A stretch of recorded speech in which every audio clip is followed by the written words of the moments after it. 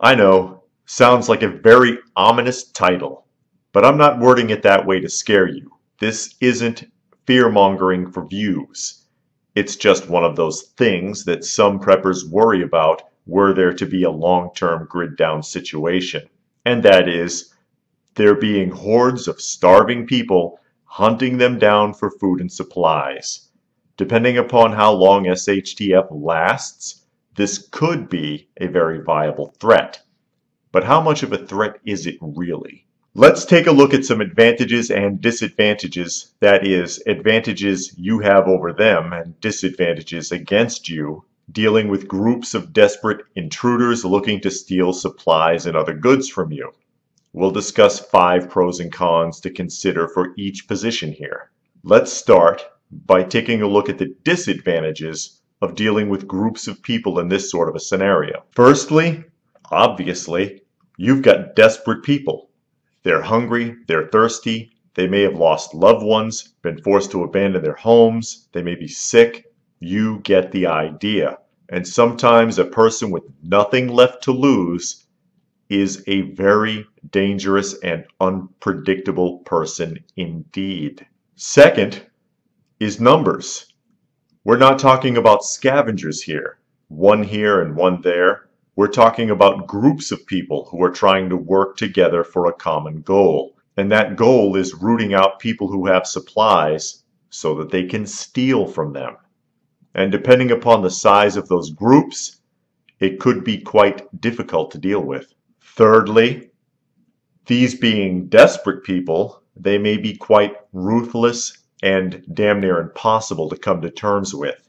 Even if they took everything you had, they may still kill you anyway. And in their zeal to uproot you, may end up destroying everything in the process.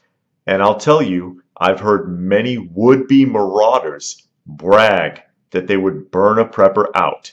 And I ask you, what would that leave behind to be taken? Not very logical of a decision, is it? Fourth, these people will likely be armed, even if the majority of them didn't own a weapon to begin with. They will have found one by now, so you may end up with a firefight on your hands.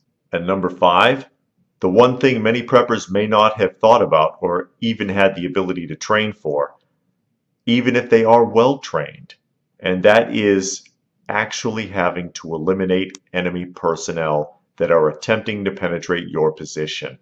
And make no mistake, that's exactly what you would end up doing. And unless you've actually had to do it, you can only train for it as far as your imagination carries you. And it's not so easy for many people as they may at first think. Just some food for thought with that one, folks. And now we'll take a look at some of the advantages that you would have over them. Firstly, most of these people are not very likely to have any sort of training. And even if there is a person or persons in their group that has training, it would be no simple task for those individuals to direct, maintain, and control a group of people who have no idea what they are doing. If you and your group is well trained, this gives you a great tactical advantage over larger numbers. Or in other words, better 5 lions than 500 sheep. Secondly, you have the home field advantage. These people are coming to you, to your home, your property, your neighborhood, and you know it better than they do.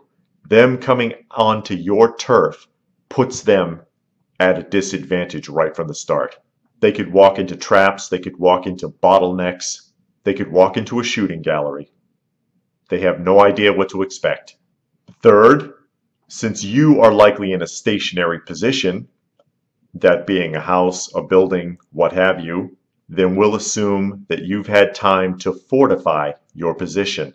And I don't have to tell you how difficult it can be to take down a fortified position, especially against a mob of people with little or no training and likely no plan. Fourth, these groups may not be as large as many fear-mongering channels may have led you to believe.